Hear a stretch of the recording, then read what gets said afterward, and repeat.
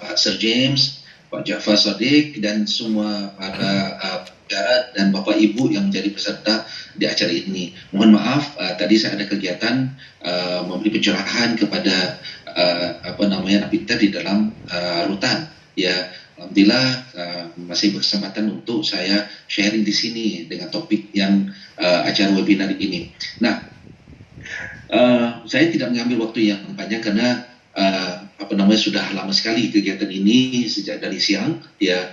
Maka saya ingin menjelaskan bahwa, ya, dulu saya pernah dalam kelompok tersebut, dan Bapak Ibu tahu tidak, ya, bahwa kita semua ini berpotensi direkrut oleh mereka.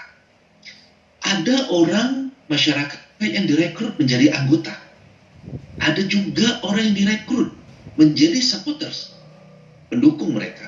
Tidak menjadi anggota, tetapi mensupport dana. Tanpa mereka mengetahui bahwa mereka mendanai kelompok tersebut. Ada juga orang-orang yang direkrut, ya, itu kemudian menjadi simpatisan, ya, artinya mendukung mereka. Walaupun tidak menyumbang sesuatu, tidak menjadi anggota, tetapi mendukung misi kegiatan mereka atau misi tujuan mereka, ya.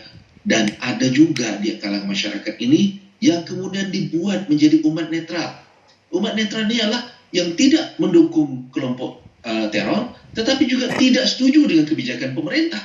Ya, bagi mereka ini juga sudah cukup untuk melemahkan pemerintah dengan membuat sebagian dari masyarakat tidak setuju dan tidak mendukung pemerintah. Dan inilah yang selalu terjadi dan berulang terus terjadi, Bapak Ibu.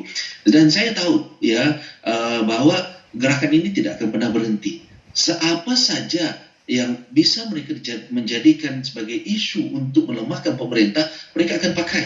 Ya, kita tahu dulu bahasa seperti, ya, bahwa pemerintah Indonesia itu anti-Islam. Ya, sudah lama kita tahu bahasa tersebut. Kenyataannya kan Indonesia tidak anti-Islam. Ya, kemudian kita juga dengar bahwa Indonesia memusuhi Islam. Kenyataannya juga tidak. Dulu saya sempat juga dalam memberi penjelasan ketika waktu saya masih aktif dalam kelompok Jamaah Islamiyah. Saya menjelaskan pemerintah ini anti-Islam, pemerintah ini memusuhi Islam. Ya, tetapi pada kenyataannya ketika tidak, Indonesia tidak anti-Islam, Indonesia tidak memusuhi Islam. Kenyataan banyak umat Islam ini kemudian bisa menjalankan ibadah mereka dengan leluasa, tidak ada penghalang dari pemerintah. Ya, nah begitu juga kemudian kita dengar bahwa ada isu mengatakan, suara-suara mengatakan bahwa Indonesia mengkriminalisasi ulama. Ya, padahal kita tahu bahwa si ulama ini atau si ustadz ini melakukan pidana, makanya dia ditangkap. Ya, tetapi untuk membuat mendiskreditkan pemerintah, dikeluarkanlah bahasa-bahasa tersebut.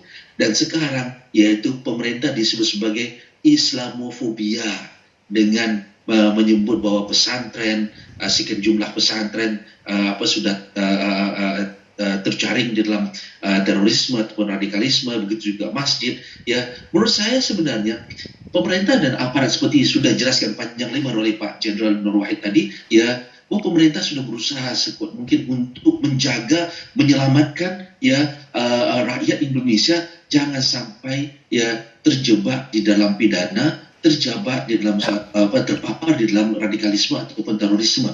Ya, nah, tetapi itu digunakan oleh orang-orang yang tidak suka sama pemerintah untuk membuat keraguan bagi masyarakat.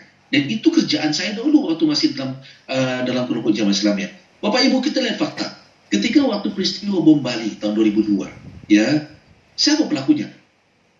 Ustadz Ali Imran, Ustadz Mukhlas, ya, Ustadz Mubarak. Mereka mengajar di mana? Di Lamongan, di pesantren Al-Islam, ya begitu. Dan ini juga sudah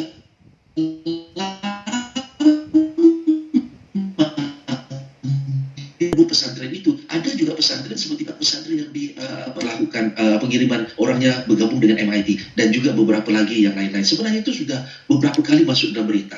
Ya, itu semua adalah fakta, Bapak Ibu. Ya, nah, pemerintah kemudian mengungkap bahwa ada sekian jumlah, ya, tempat kegiatan yang dilakukan seperti Pak Nur Wahid bilang itu, bukan masjidnya, bukan pesantrennya, ya, tetapi ada orang yang kemudian memanfaatkan tempat tersebut, ya, untuk dilakukanlah perekrutan, penyebaran paham radikalisme dan terorisme. Anda tahu ada sekolah-sekolah yang kemudian tidak mengibarkan bendera merah putih, ya, itu tanggung jawab siapa yang kemudian harus menegur bagi sekolah tersebut?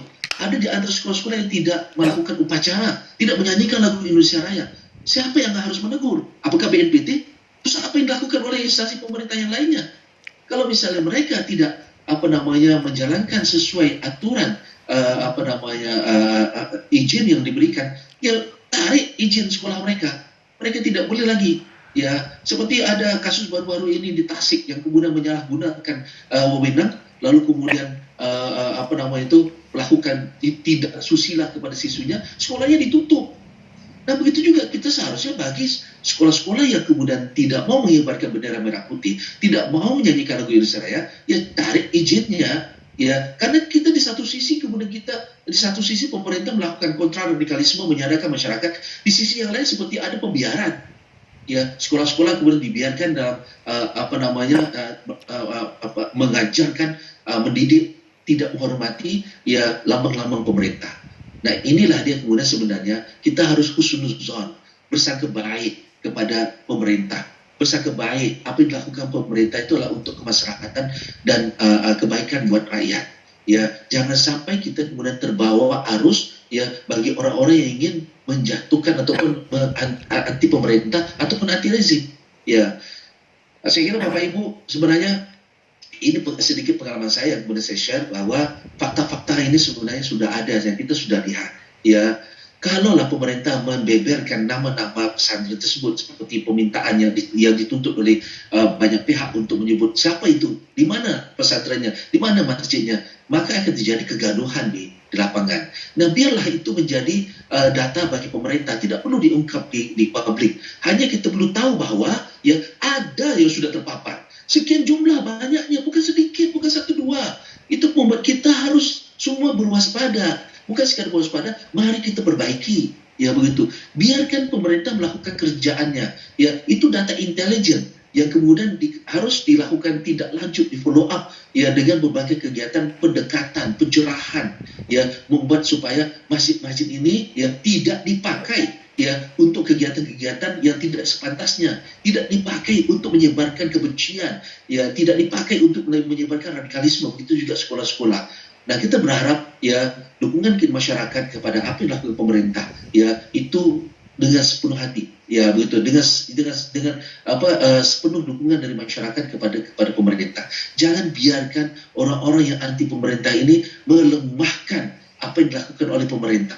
Dan kita yakin bahwa selama ini itu semua fitnah, ya, pemerintah anti-Islam fitnah, pemerintah memusuhi Islam fitnah, ya, begitu juga pemerintah mengkriminalisasi ulama itu juga fitnah. Berapa banyak ulama-ulama yang ada bebas dan tidak ditangkap, ya, kita harus paham bahwa, ya, itu semua adalah fitnah kalau dikatakan sebagai mengkriminalisasi ulama.